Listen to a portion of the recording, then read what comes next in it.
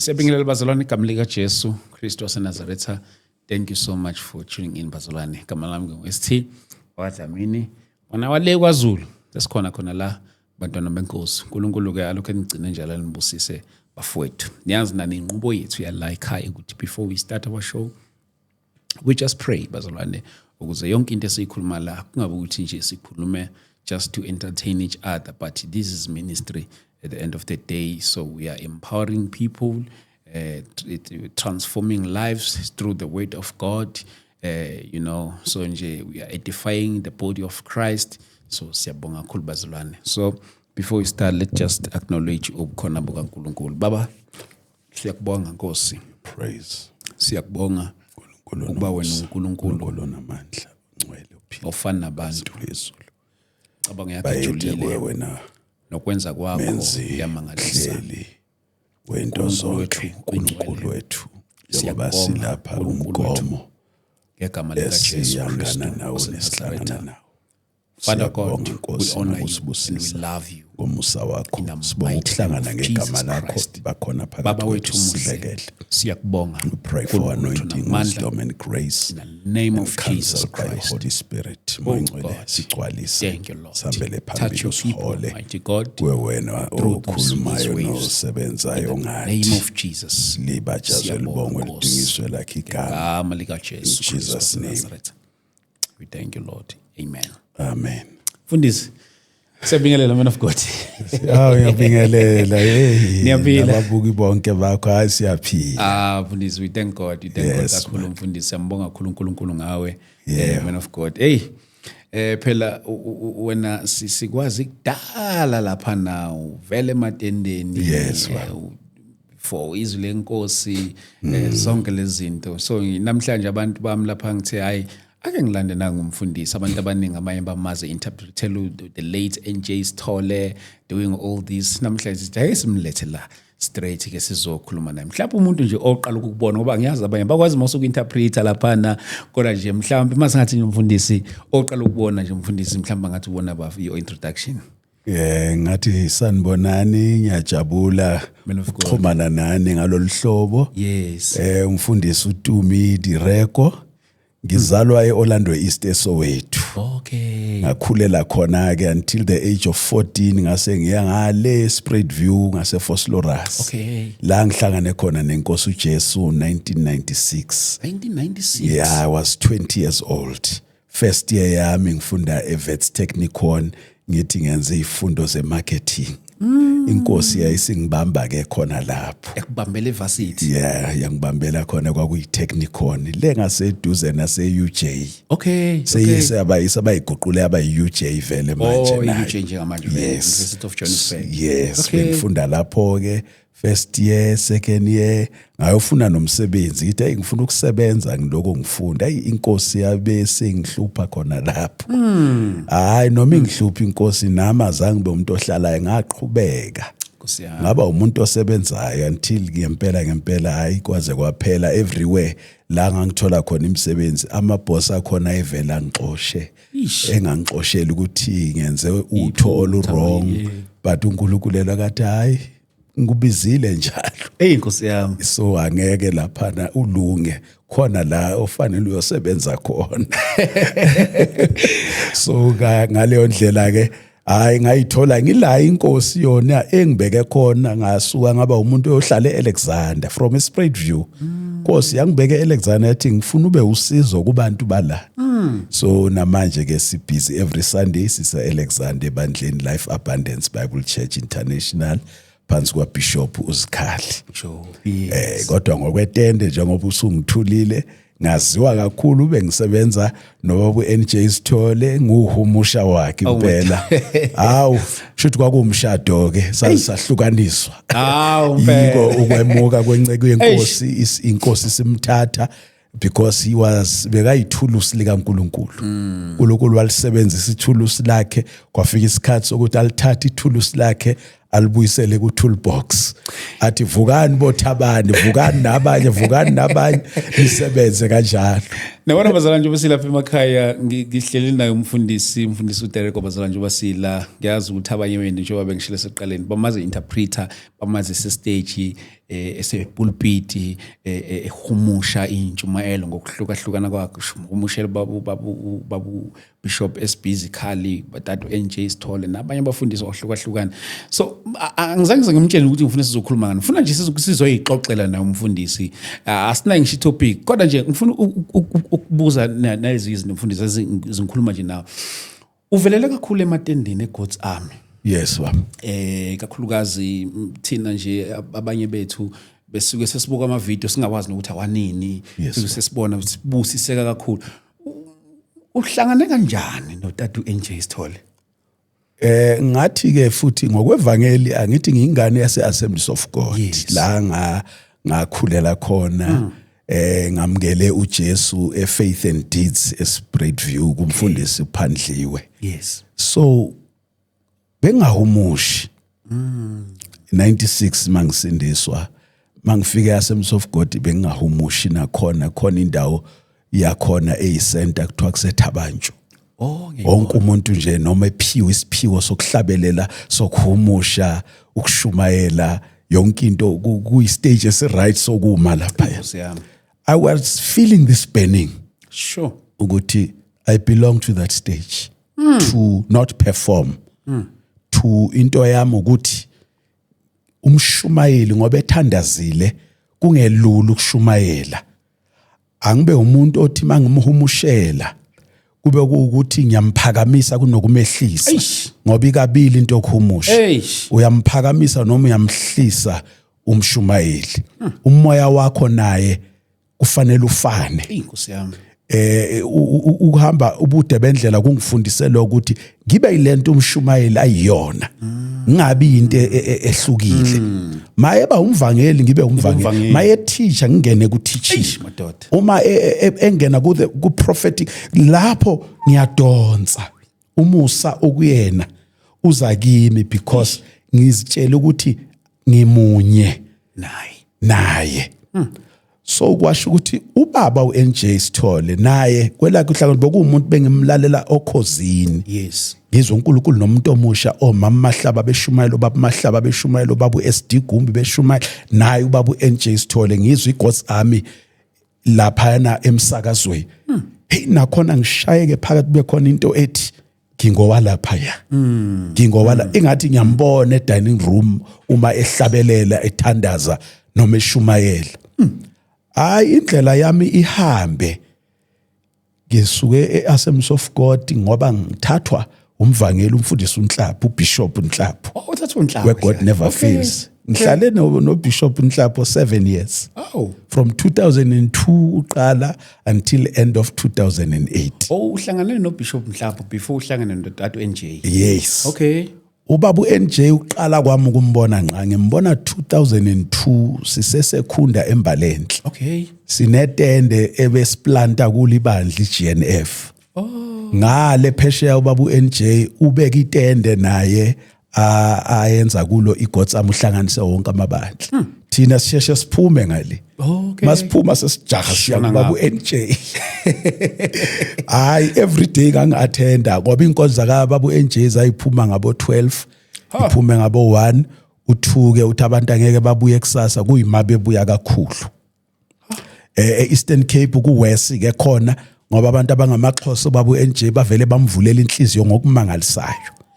Wayethi ke ubaba uNJ uma efikile eEastern Cape ebusuku inkonzo iphume ngabo 2 ekseni or ngabo 1 athi kubo kusasa nginifuna la ethendeni mawuthi kumXhosa kusasa usho ekseni awuthi ngosuku olulandela kuyothi kushaya u6 ekseni sebela ligcwele itende ulele ke yena mhlawumbe uyakhuleka usagcoka igown but hey nampa abantu bakho bagcwele etendeni bafuna wena athi hayibo bangifunelani ngalesika uthe kubo kusasa beze ukusasa ngesixhosa kusho ukuthi ekseni afanele asukeke lapha ekhona ezobashumayeza izinto ebezenzeka ngaye nje esingajwayelekile uzofika empilweni yami ngawo ke u2007 mangiqala ukuminterpretela kanti inkosi isiyayisonga iministry yakhe nempilo yakhe ngimbambe mina egcineni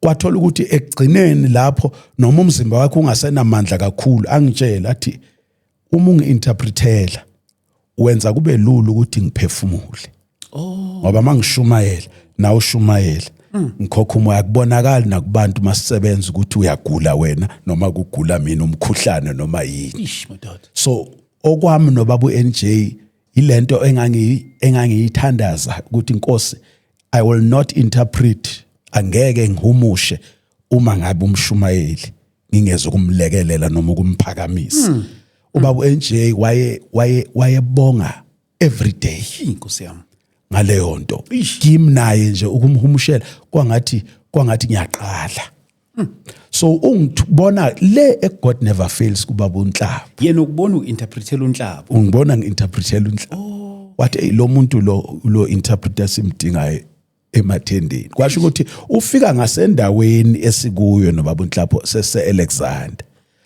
angicele ukuthi hayi ngishonele nale ngifaka ama-poster ngitshele nabazalwane namabandla nabantu ukuthi itende ozani kunemvuselelo itende livele ligcwala umusa nje owawukhona wawungavamanga ngibona itende ligcwele bonke abantu engibamemile ngibone nje befika nesibafonelayo nesibaplakela ama-poster ngibona befika azathi baba uNJ wena ngifuna ube u-organizer uphinde ube uhumusha okay leyo kuhumusha ke yona into passion yami ngizibone seke ngilulu baba uNJ ukuthi hawu no-organizer kanti umuntu uyakwazi ukuyihlelela ivuselelo hayi ngifike ke Alexander kufika umvangelo oqala ashumayela hambe bese kufika ubaba uNJ uma efika ubaba uNJ we clicked from the first day yokushumayela ubaba uNJ kubo bonke abantu engibahumushele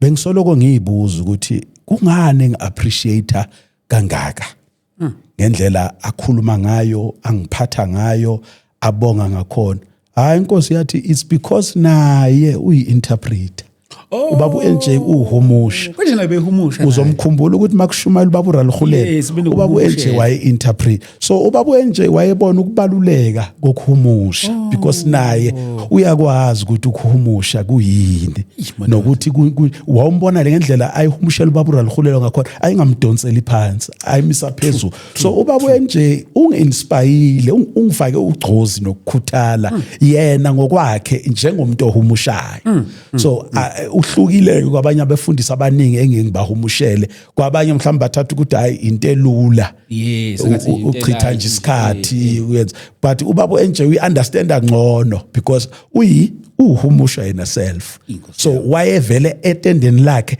eshumayele aphinde futhi yena abe uhumusha manje ke ngiyabona nami masengifikile sethe kuhamba iminyaka kababa uNJ nokukhathala kubakho manje sengifikile ke nami nguhumusha sengimrelievile yena ekutheni akahumusha ngoba ukuthi kufike nobaba uRalukhulelo bebefika etendeni la sebehumushelwa yimina obaba Mahlaba bahumushelwa yimina omama Mahlaba bahumushelwa yimina naye umama uMT Sithole uhumushelwa yimina umama inkosi yami uBishop uZikhali ke uhumushelwa yimina yilo engathi ngimhumushele baba uZikhali ngezwe isandla sikaNkuluNkulu singibamba okay ethi nangu baba wakho kwangathi uEliya lesikhathi eshaya uElisha ngengubo nakhona wayesemlandela ngenxa ukuthi umhumushela kulitende leGotsam ngenxa kumhumushela itende leGotsam that's how I met ubaba wami wakwaMoyo baba uZikhali ay bazalwane bami lapha emakhaya yabona itende leGotsam it's one of the movements enyakatha kakhulu lapha eSouth Africa and masibona abantu abafana njengayo umfundisi uDerek so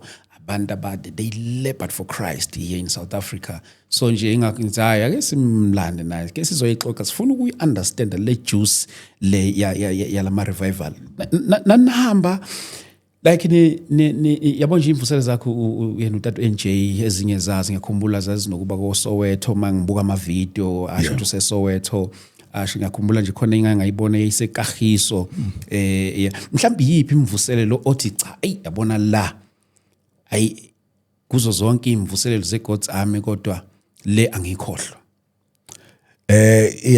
yabona ezeGotsam imvuselelo angifuni ukusho ngoba Yeah. bengisebenza kuyi God's Army. Imvuselelo nemvuselelo ikhethekile ngendlela yayo. True. Inenkumbulo othile ngendlela yayo ngoba usuke uye kubantu abahlukile baleyo ndawo, abahluke kwezinye indawo oke wahamba kuzo. Yes. Bese uNkulunkulu esebenza ngendlela ukuthi ahlangabeze izidingo ezikhona kuleyo ndawo nakulabo bantu. And ukwenza njalo kaNkulunkulu kudala uphawu, kudala inkumbulo ukuthi uNkulunkulu wenza ukuthi.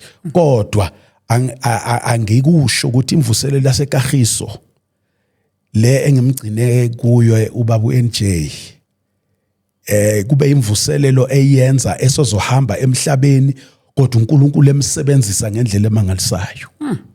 uNkulunkulu edonsa abantu ngoba imvuselelo yaseKagiso ngikhumbula ukuthi uma iqala abantu babengafiki na ku20. Hayibo. Itende lelikhulu lo7 pole abantu bebengafiki na ku20. Yo. Yaqhubeka kanjalo insuku yathi kufika 4th day 5th day yabe seyigcwala. Yayisifuna nokuvuleka ezikeyitini. Ivala nje imvuselelo yaseKagiso, abantu baseKagiso bayakhala bayifuna ihambe. Ngoba imvuselelo zakaBaba uSithole kwakuthi mayivala ubona abantu bekhala inyembezi ukuthi uhambelani. Kwezinye indawo wayedinga nokuthi azalule, afaka amaviki amabili noma azafaka inyanga yonke. Extend more days. Maye bathuka befundisi bendawo bacabanga ukuthi uzotshala ibandla. Kanti cha, uzohlangabeza isidingo saleyo ndawo. Kodwa ngahamba emabandleni kusale kuhlukile. Ish madoda. Kuqhubeka imvuselelo emabandleni, abantu bakhulile emabandleni, abantu sebayathandaza, indawo nje seyiyathandaza. So kusho ukuthi imvuselelo yaseKagiso ila ngabona khona ubaba uNJ wayijwayele ukushumayela intshumayelo ethi so that men are without excuse. Ole ntshumayelo binokushunyela eKagiso leyo kakhulu. Leyo ntshumayelo leyo uyishumayele iviki lonke.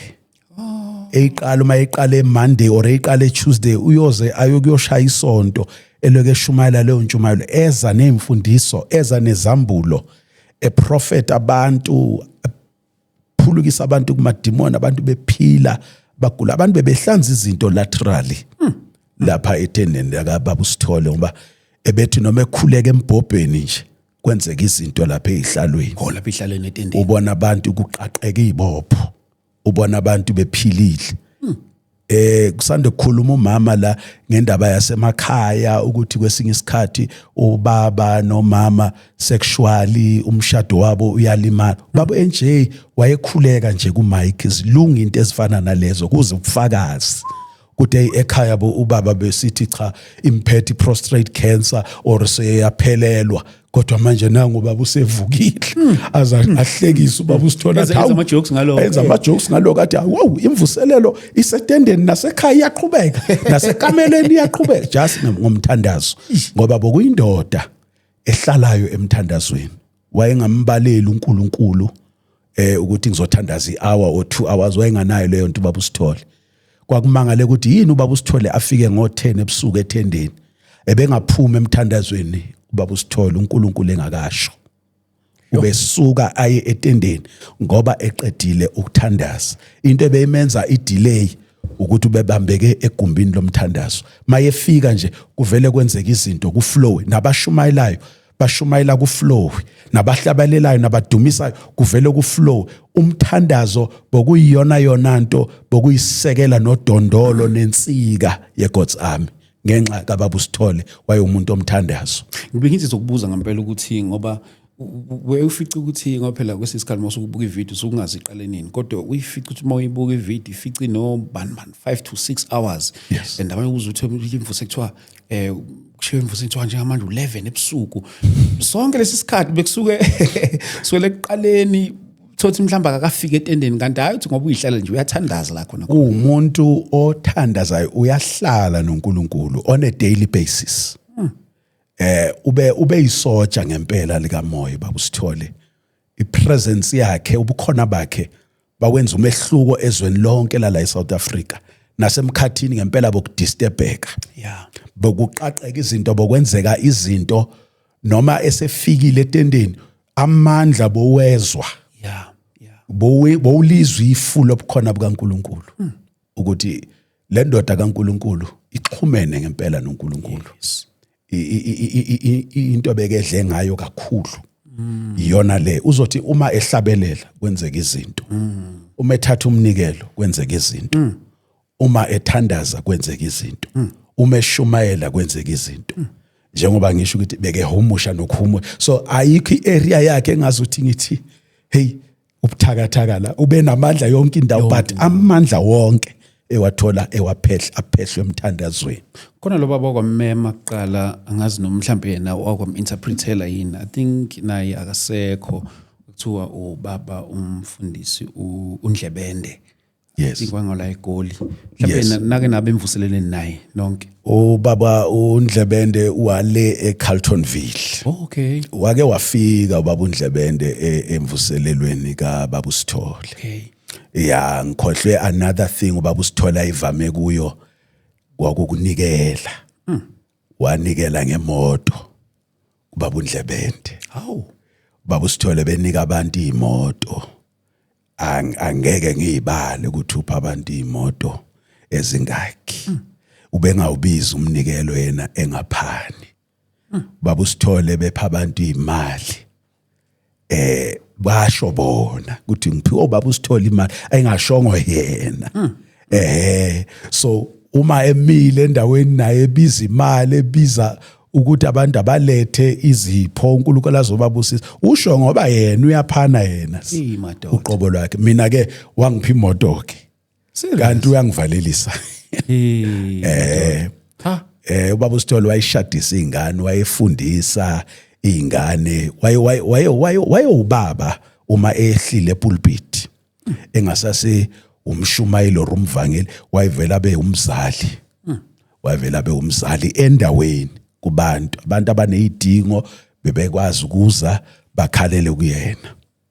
Compared to imvuselelo mfundisi kakhulukazi during those days of God's army nezikhathi zamanje, ukhona umehluko? Yes baba mkhulu baba. Manje ivangeli balispoilile, balimoshile ozakwethu, balenza ifundraising. Abanye bebelingisa yena ubaba uSithole ngoba vele ubaba uSithole makufika imvuselelweni, hayi uyena wayese ezingeni eliphezulu besibhekela kuye. Yeah, and imvuselelo ivelele ngaye ke. Wayenomthelela kakhulu. Manje kunzima ukumlingisa, uzomlingisa kanti yena uhlala bo 6 hours emthandazweni every day, wena ungakwenzi lokho. Madoda. So izinto zavele zenzeka kuye lula ngoba wayihlala emthandazweni. Cabanga ukuthi emthandazweni baba sisilele. Vela ngizukusho ukuthi kufinyelela la sike sithi umthandazo uenough. Cabanga ukuthi sisilele emthandazweni, kusilelwe ekuhlaleni ezwini, kusilelwe ekuthenini ubungcwele obushunyayelwayo buphinde buphilwe. Kusilelwe ekuthenini njengoba sibiza iminikelo asiphe nathi. Abanye abantu emvuselelweni mabezila bezanga ukuzokupha wena njengomfundisi, bazele ukuthi wena uzobapha. Leso sinko abasidinga abanakudla ekhaya. Kufanele emvuselelweni yakho kube khona abantu abasizakalayo ngale mvuselelo ukuthi hey yazi yaxosha indlala imvuselelo ekhaya. Sisilele ekukholweni. Uyabona khona manje kuze kuWest kwenzwa lento ekuthiwa ama all night prayer.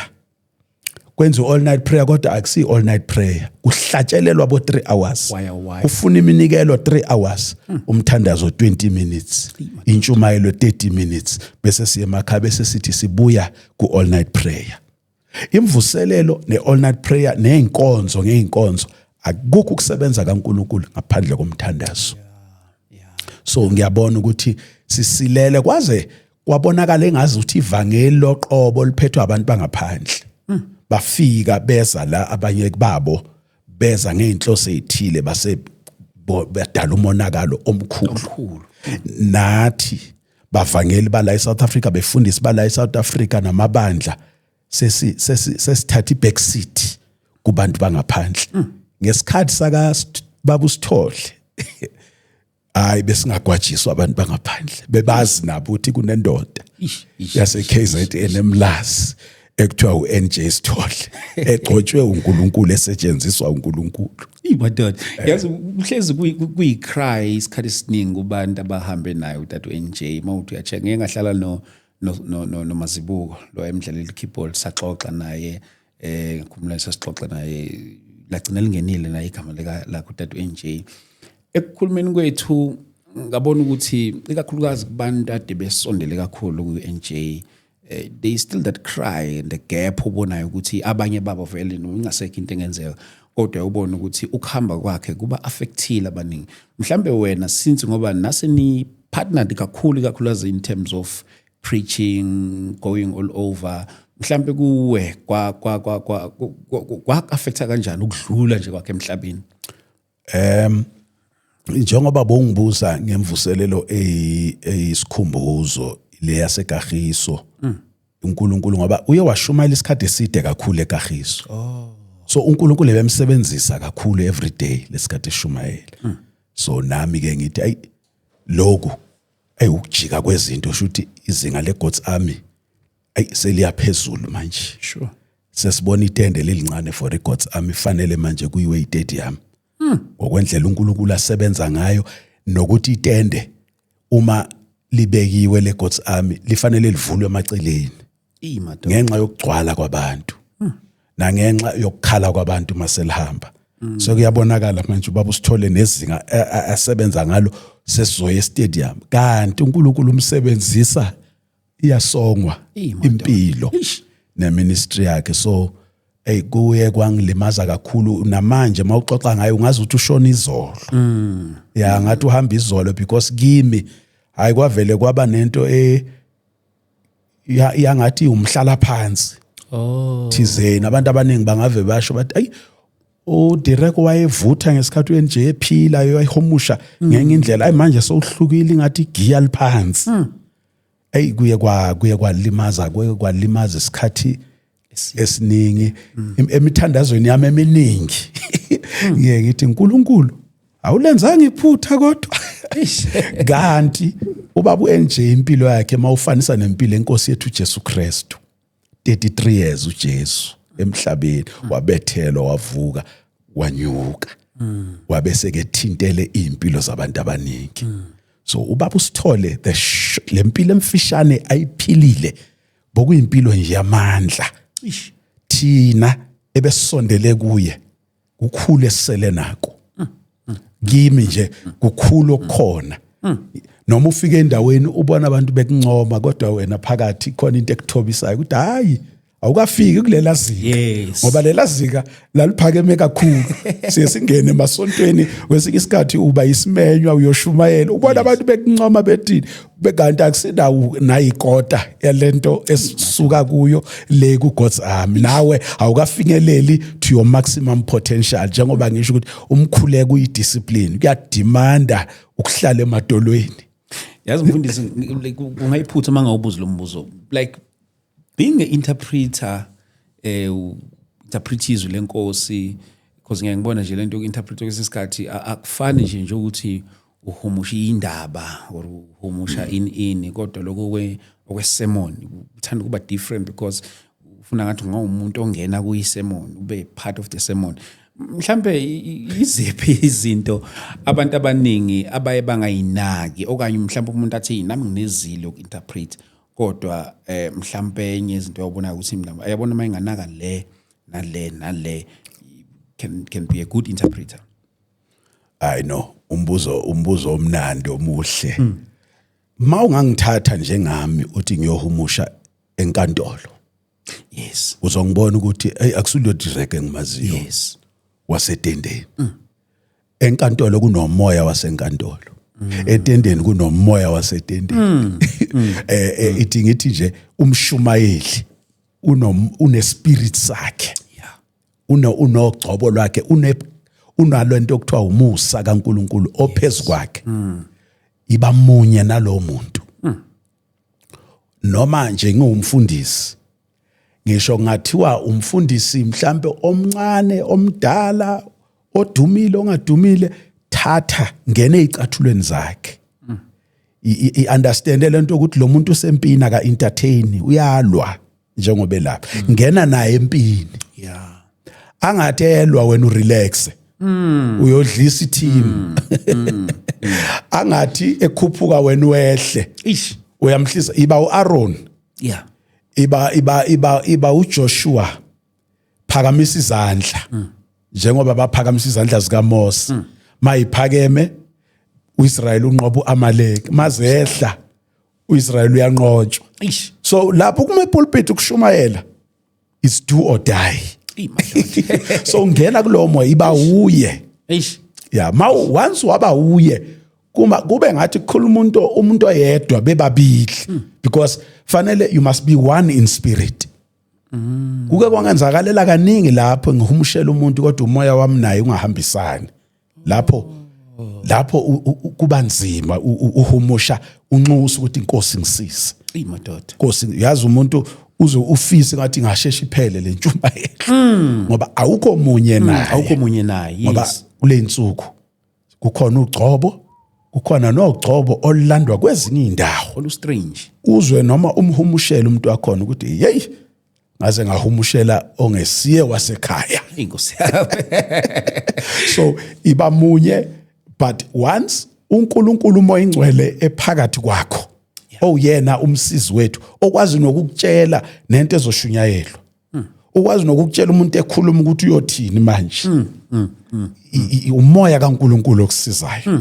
Always iba umthandazi nawe ngoba angeke uhumushele umuntu othandazayo wena ungathandazi. Yeah. Iba umthandazi nawe because mawumile phambili ethandazile yena enqoba lamadimoni wena ungathandazi aza kulo seduze ashaye kakhulu la kuwena ngoba afike kuye abouncela la kuwe funeka nawe njengoba ngithi musu kurelax basempini nawe thandazi ya futhi ungayithathi ngokuthi kade ngishuma ubaba nje bekwazi ukungizwa mina avela dayi namhlanje bohumusha ngesipiliyoni. Oh yeah. Yini umusha kodwa ubande kanje namhlanje kwenze njani ngawo wayengishaya kaningi ehlomba but hayi kwenze njani ngangiqala ukubona umshumayelo njalo uthola ukuphethe ukushayeka kaningi ehlombe kwenze njani ngawe namhlanje wena uthi wenza kona ezwe ukuthi akuyeza ukuthi awukho lehlili igiyela le ndoda le ayiyemthandazweni uyothi mayiphela inkonzo or phakathi kwentshumayelo ubone enqamula intshumayelo esebeka mina izandla maqedwe ukungibeka izandla athi asiqhubeke hayi nami sengiyeya ngespeed namandla nogcozo athi usengibeke izandla iba munye nomshumayeli. Inhliziyo yakho ivule thanda umshumayeli thanda nalomsebenzi awenzayo.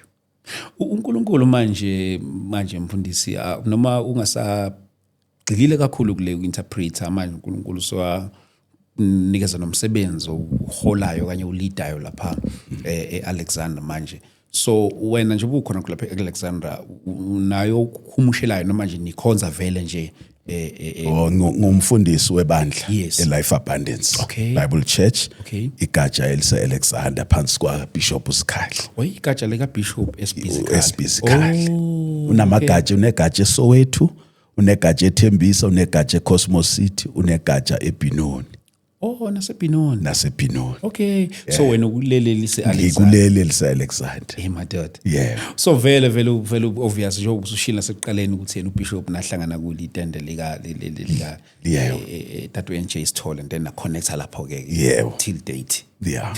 Mfundisi ngifuna ukubuza nale njengoba benge ngizokubuyisela kancane emuva kule yezimvuselelo. Yeah.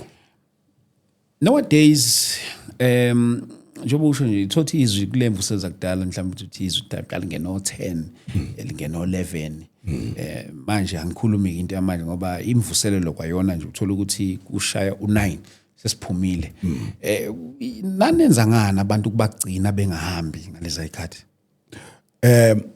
Laphaya ku God's Army thina futhi sifika mva bekhona obhuti abadala osisabadala osisithobekile Mkhwanazi niyamazi nonke udla sethe osewahamba enkosini usisi Margaret yes ukhona ubaba uThulani Hlongwa bonke leya team ye God's Army yakudala babe abantu January kusho ukuthi nje ku God's Army kwakungadliwa bebezila ukudla after new year nje bebezila ukudla bathi baya etendeni February beliqala itende bathi beye etendeni nje othobekile mabephakamisa imicrophone ngechorus sure mama babeke amabhodo estofini babe washiya begijima bokusho ukudla estofini uzosuka lapho usisi Margaret edumisa indumiso yakhe uthole bakhona nabagulayo abaphilayo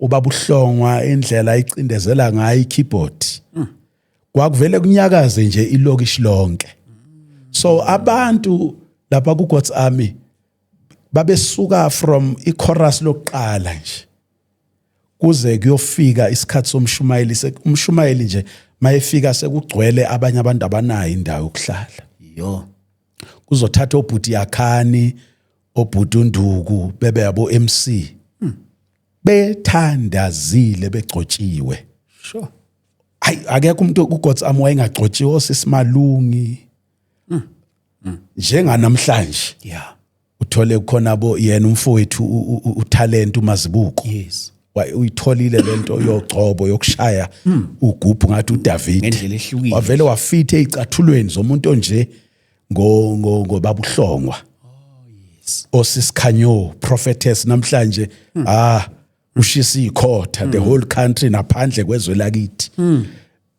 labo bantu labo abakhulu namhlanje abantu abazingane kubaba uSithole yeah abafundise ukuzila ukudla nokuthandaza ungenze lutho ungathandazanga usho njalo noJesu lolu hlobo lamadimoni aliphumi ngaphandle komthandazo nokuzila ukudla babedonswa umthandazo bedonswa ugcobo bedonswa umlilo abantu bewuzwa besemakhaya asikusho lokho sikuzwa kubo yebo nanokuthi njengoba ngisho ukuthi itende le God's amalihamba bayakhala abantu bengazi ukuthi bakhaliswa yini indoda ikhale nje indoda yomuzi ikhaliswa ukuthi itende liyahamba yabona ibanjwe uNkulunkulu ekade emaningi amanye amatende ayiloko efika futhi angeke ngize ngithi iGod's Army ngizothi mhlambe ithandaza ukudlula zonke imvusela la ngeke ngisho angeke ngokuqinisekisa kodwa ngizosho ukuthi ikhona ifavor eyayikhona phezulu kweGod's Army engavamile eyikhona iqiniso esingayazi othi nje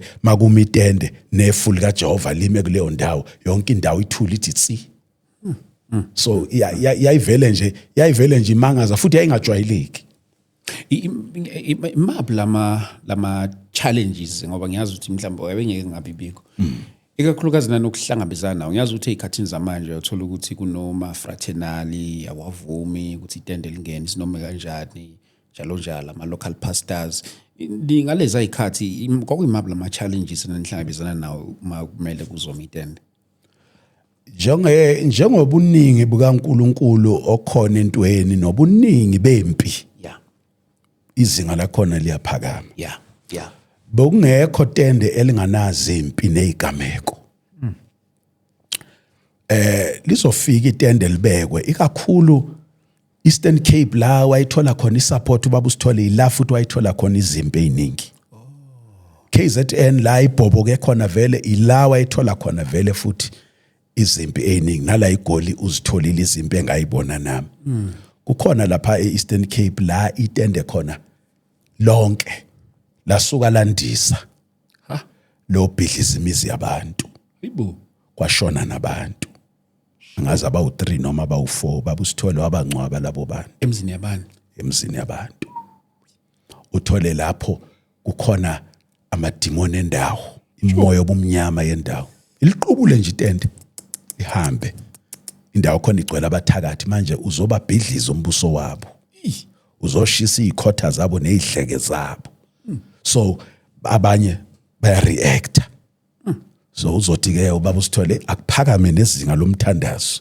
ngoba impi yashisa ubaba uSithole itende liphumile kanjalo lo bhidliza imizi yabantu kwashona abantu abangcwa uyolibeka futhi itende yoqhubeka futhi athi uNkulunkulu uthi ngime la uyoma bosindiswa abantu bobambeka nabathakathi bazoba delivered kwaphuma kwazalwa ingceko lapha God's Army kuzalwa abanye abavangeli uthuka namhlanje ubona umvangeli odumile ubona umfundisi omkhulu onebandla elikhulu mawufike ebandleni lakhe akubuza ukuthi uyazi ukuthi ngasindiswa but ngisindiswe God's Army madoda nase Soweto ubukade ukhona kulela tende ingane kaBaba uSithole lela tende besikule eMidlands umfundiso lapho umbatha umvangeli nayo omkhulu maye kodwa uyingane kaSithole ingane kaNJ izinike ingane nje ayizalile zamantombazana zabafana amanye ama minister athola ama breakthrough ukuxhumana naye nje kube nenye into but nezimpi zibe khona kakhulu. Too much. Sibonile njengoba ubaba uSithole esishile emhlabeni ube nezimpi emzimbeni wakhe.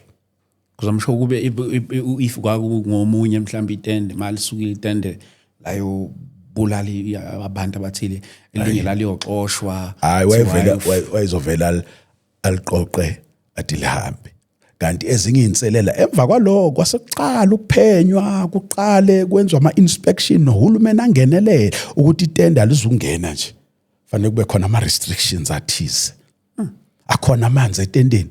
Ma umuntu engashonela etendeni, ma umuntu engafeyinta etendeni, ninendlela zakhona labo masipala besihlupa manje. Sasithi ke masifake namatende ikakhulu eKatlehong nase Alexander, masifake itende kufika ama-traffic cop alikhiphe.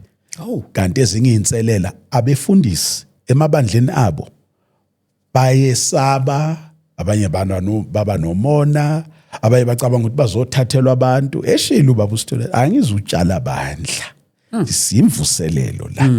Kuzokhululwa abantu. Kuzoliwa namandla kaSathane akhona endaweni. It's not about amabandla wenu ngoba befundisi sizakhela imibuso yethu emabandleni wethu. Asifuni ukuphazanyiswa, asifuni lutho. Uzothi isonto lami abantu bami beyabakaNkulunkulu. So ubaba uSithole ke abefundisi bebenokumelana naye bathi inhlelo zethu iphazamisekile. Khona manje abantu abezi enkonzweni ngesikhathi esibafuna ngaso ntambama. Kanti kusuke kuclashe netende. Bengaqondi ukuthi imvuselelo njengoba ifikile kufike uhlelo likaNkulunkulu, kufike ivisitation evela kuNkulunkulu, kufike ukuhanjelwa uNkulunkulu. Asilamukeleni silivuleleni inhliziyo. Lenze lokhu uNkulunkulu afuna ukwenza okungeke kwenziwa amabandla ethu. Lihambe itende ngoba baningi abantu abaphilile abasindisiwe abakhululekile ebengeke basizakala uma itende belingafikanga. Inkosi yami. So manje kusho ukuthi abefundisi abafanele babe yiteam basuke babe yiopposition abanye. Kanti bakhona nabaxhasayo abawubonayo umbono baxhase ngempela abefundisi. Umfundisi ethe umfundisi ebandleni lakhe enebandla elikhulu afike etendeni abe yingane. Azendlala lale phansi.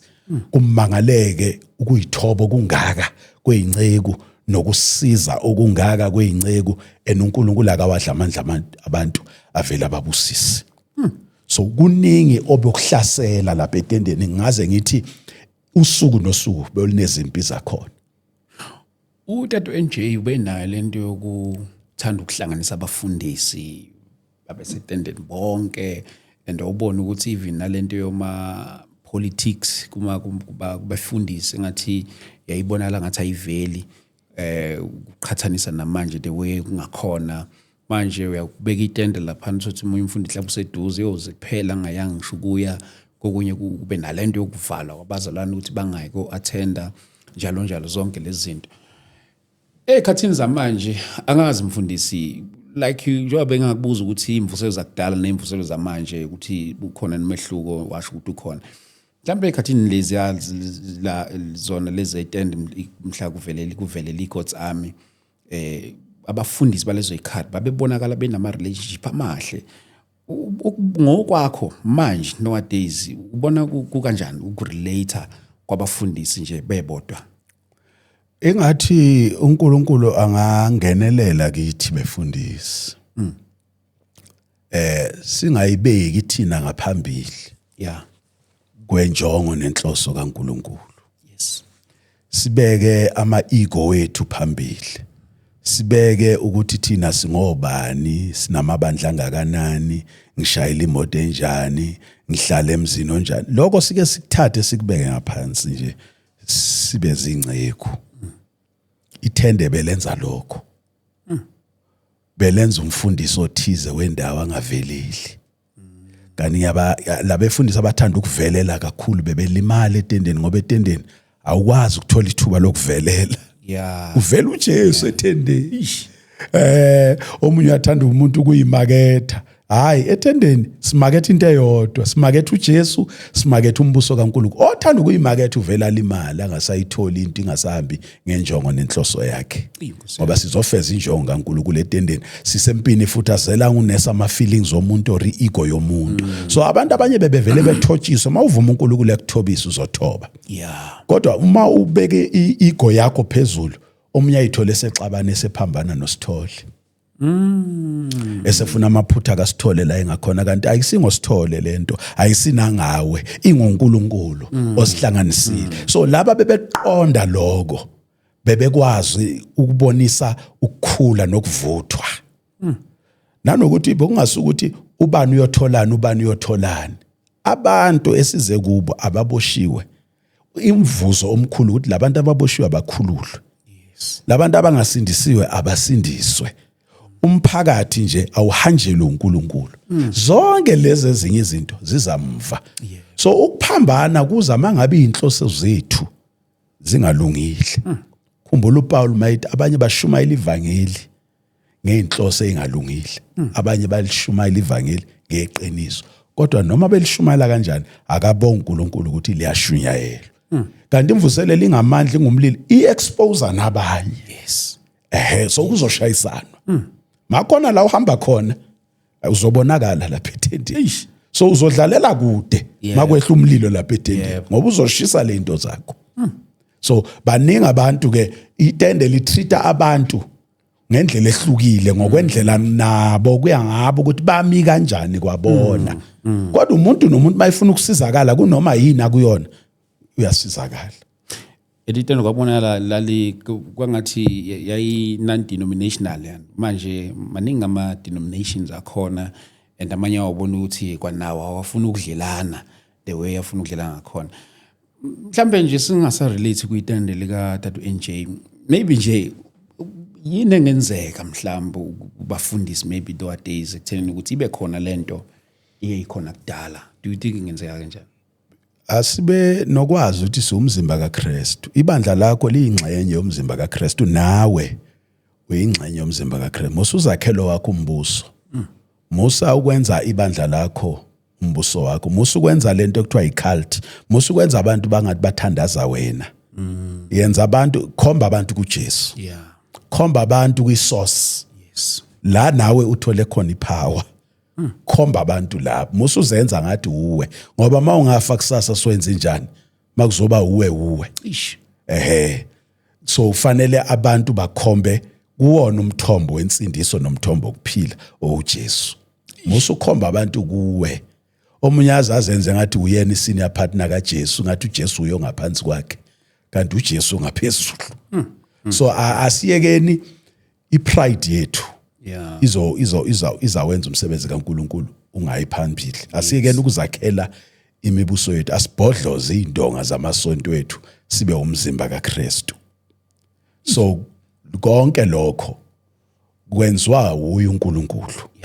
Yeah. And sizobuyela lapha izobhoboka imvuselelo kaNkulunkulu enganamagama abantu. Yeah. La uNkulunkulu eyosebenza ngabantu ngendlela esingabonanga ngayo naku God's arm. Abanganakiwe abangaziwa. uNkulunkulu uyosebenzisa manje abantu akasakhethi igama labantu, isikhathi samagama namagama abantu nawamasonto siphelile.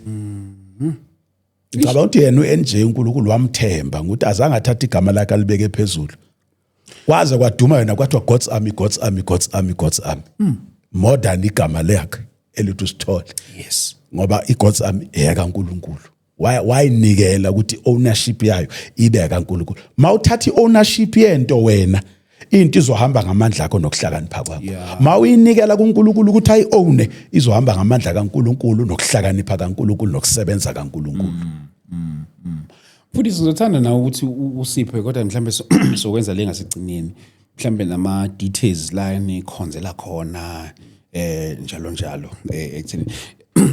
Mfundisi ngizokubuza nje umbuzo, ziningi izinto ezihlukahlukene manje these days eyikhona ama differences wabazalwane abanye uthola ukuthi bakhona bakholelwa ekufakeni amaduku nabangakholelwa ekufakeni amaduku and uzubona ukuthi the way kungakhona omunye olifakayo abone omunye engakholwa kahle omunye ongalifaka abone ngathi usalele emuva njalo njalo lama differences mfundisi wethu within abazalwane nje yini engenzeka mhlawumbe ukuthi as much as kukhona la esingaboni ngokufana kodwa ibe khona into ethe common sikwazi ukukhonza ndawonye makumele sikhonze ndawonye yini engenzeka mhlawumbe into efana leyo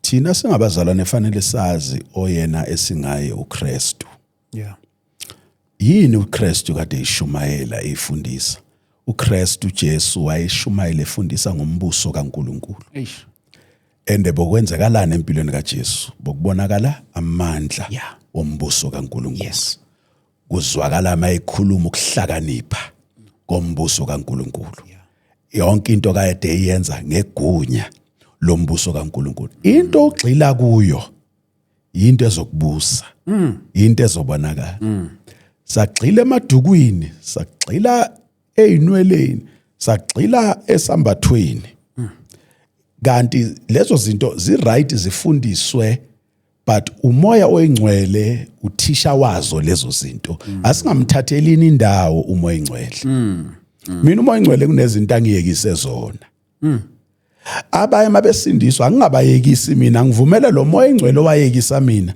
abayekise nabo kwakuqondane nawe abenzise nabo uyazi mayethi lo akenza ukuthi okuhlukile kunami waye emenzisa ngale ndlela unobizo lwakhe unabantu athunyelwe kubo abazoyiqonda leyo nto kanti thina sonke singabantu sivela kwimvelaphi ezihlukile siphuma emasontweni khona abangaphumi emasontweni abavele bayitholela insindiso bevele bengasonti laba phuma emasontweni amasonto egqoka ama uniform manje esontweni le uniform kunalento okuthiwa usiko lalolo sonto so i uniform ihamba nani ihamba nokugqoka iduku so umuntu ophuma kulelo sonto ke asindiswe angama-understand umuntu oyosindiswa nje embona angagqokile duku sekushayanwa amaduku nokungagqoki maduku noPaul wayikhuluma lento kodwa wayengayishayela stamp ukuthi akube njani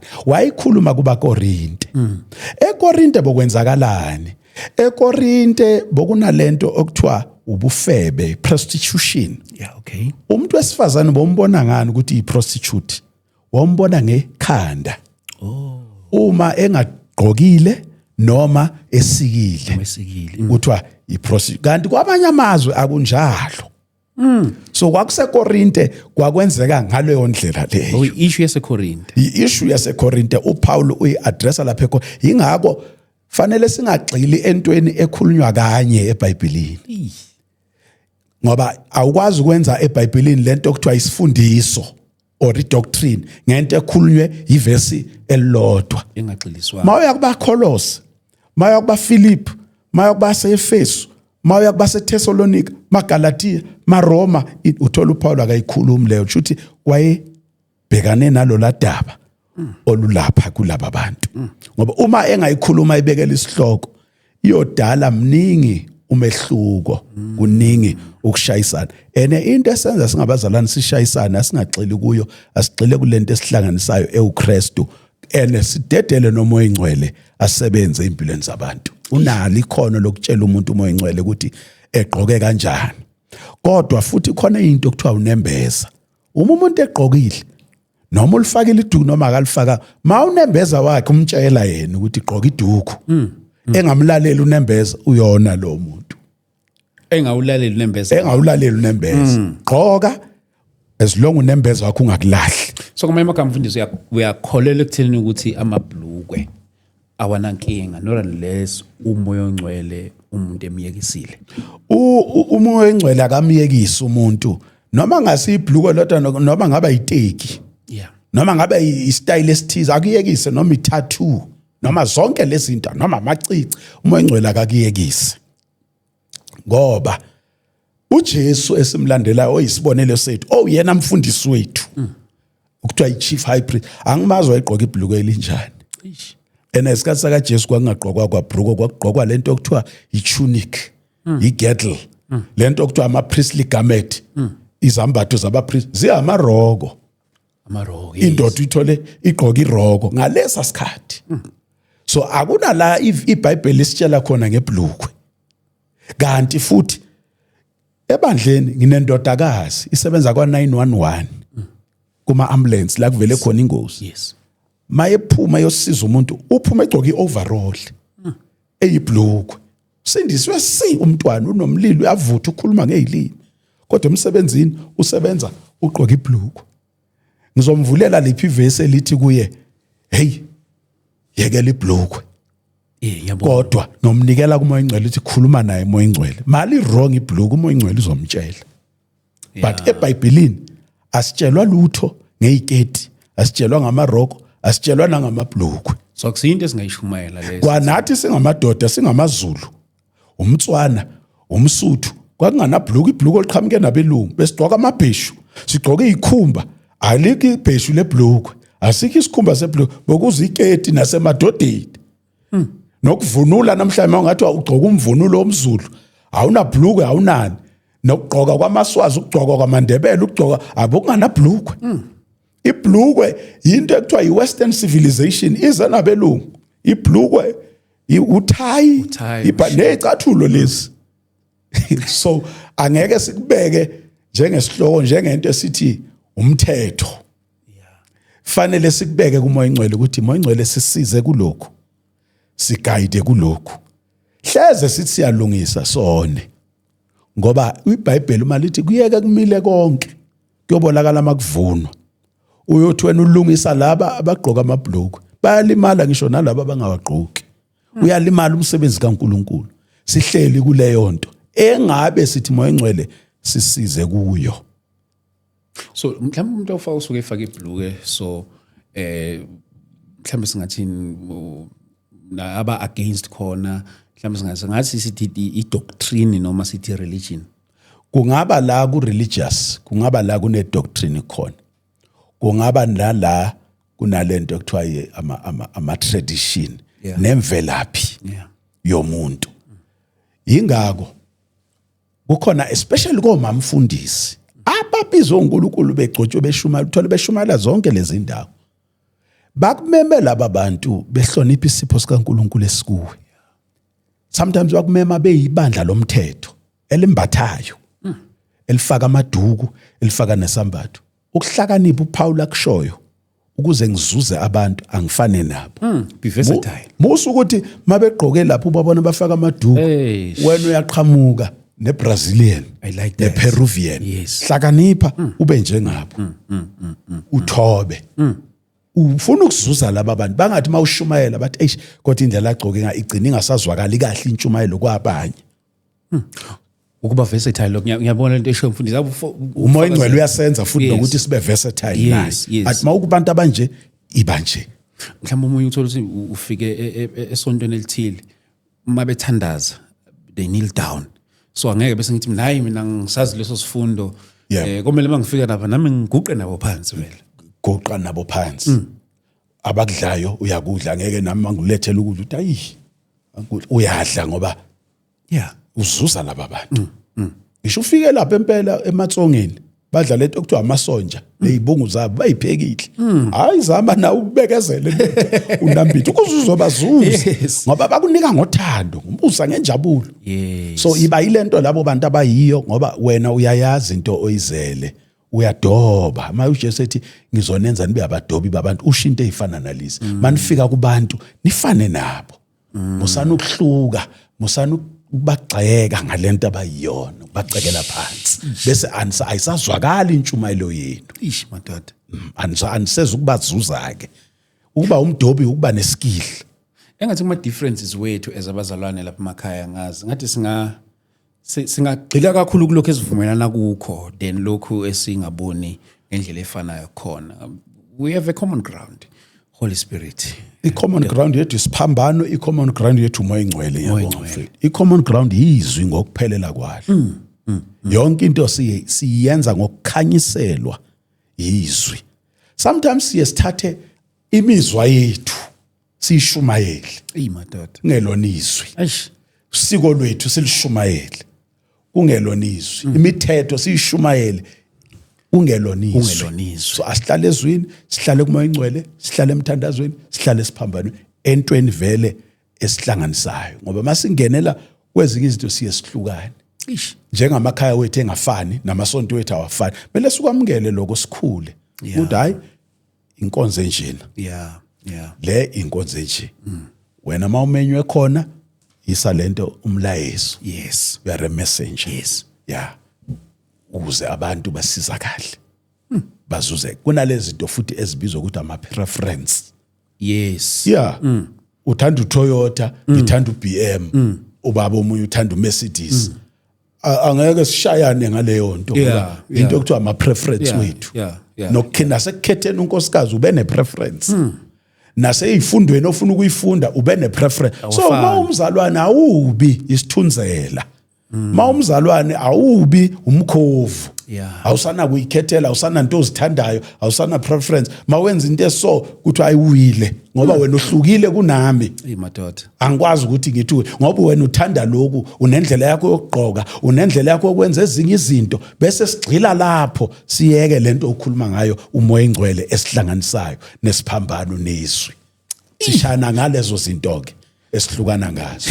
Mfundisi wami sesofika ngasigcineni isikhathi nje esiyisiphoxe la. Ngizofuna ukuthi usiphe nama details wakho. Khona ezinye izinto ebekade ngizibhalela ebengifuna ukuthi sikwazi ukuthi sizilokuzana. I-address yakho mfundisi lapha khona mhlambe lapha enikhonzela khona. I-address isikolo. Okay. Skien Primary School. Okay. Hall. Okay. Umfundisi uDireko. Okay. Life Abundance Bible Church International phansi ka Bishop Sikhali. Inkonzo iyaqala ngo9:30. Okay. Iyaphuma 12:30. Every Sunday. Every Sunday eTsutsumani Alexander Skien Primary School. Mfundisi, maybe mhlawumbe amazwi akho okugcina mfundisi sesifike ngasekugcineni angazi ungathini nje kubantu nalokho ongafisa ukudlulisa nje kubabukeli bethu. Ngizothi kubabukeli, ngithi kubantu bonke, ngithi kubazalwane, ngithi ezweni lakithi lonke. Yeah. Asithethelana nini? Yeah. Kufunda ukuxolela. Inkonzo yokuthandaza, yokushumayela, yokuhlabelela, yokudumisa, ukuprofeta, ukwenza siyazenza lezo zinto ngokuvama. Ngisho neyokunikela. Kodwa singayindawo sidlala undingilizi masingaxolelani. Ish. Ukungaxoleli ukuphambana noNkulunkulu. Akamusa uNkulunkulu etexolele sezulwini, wena ungaxoleli usemhlabeni. Mawuxolela wenzela umuntu omxolela ifavor uzenzela wena. Uzikhulula wena. Yes. Umuntu mayekonile awusuNkulunkulu phezukwakhe. Use isikhonzi esilalelayo uma umxolela. Uma ungamxoleli uyisikhonzi esingalaleli. Uthi mawungaxoleli awuzuxolelwa. Yeah. Khona abantu njengoba sibekile basikhuluma abakhonza noma bahamba kwamanye ama-altar amadimoni beze phakathi kwethu. Benza into ezimbi nabathakathana umxolelo omunye umuntu kodwa umgweme. Uyakhona ukumxolela umuntu umgweme ukuze ungahlanganyeli naye ezintweni zakhe. Umthande yena, umthande loke kude kodwa ukuxolele lento uNkulunkulu ayifunayo. Yeah. Ukuxolela uthi unganikeli ungaxolelanga. Ngoba uma uzonikela ungaxoleli umnikelo wakho uzoba nesivuno. Ukuvuna ukungaxoleli, uvuna inzondo, uvuna ibitterness. Kuthiwa you can't be bitter and be better at the same time. Asifundeni ukuxolela. Ngisho sishadile sonene asixolelaneni. Singabantwana bomuntu asibuyisane sixolelane. Singabantu bebandla elilodwa asixolele. Kuze kudaleka amabandla amaningi nje ngokungaxolelani. Engashonga uNkulunkulu kumfundisi othile uthi hamba uqala ibandla. Usuliqala ngoba uxabe kuhlukene kodwa akushiwonga ukuthi iqala ibandla ukungaxoleli kuze kuqalisa ibandla bese uyoqala ibandla elinjani elisekelwa ngamagqubu elisekelwa ngenzondo elisekela ngokungaxoleli ingakho ungaxoleli kuyisihlava kuumdlavuza oqhubeka uyaphambili asifundeni ukuthandana nokuthethelelana kuthiwa noma eyoneka kangakanani noma eyone kanjani kuthiwa mxolele ungamana umgwema umxolele umthande Fundisi bakuthola kanjani abazalwane abafisa ukuxhumana nawe abafisa ukuxhumana nami ngikhona na ku Facebook ngikhona ku WhatsApp ngenamba ethi 071 563 7006 071 563 7006 Fundisi siyabonga kakhulu ngicela sami sekahiso mhla ka30 cela ukumema nje lapha live ukuhamba nawe lapha sekahiso uma ungivusela ikahiso ungivusela injabulo emangalisayo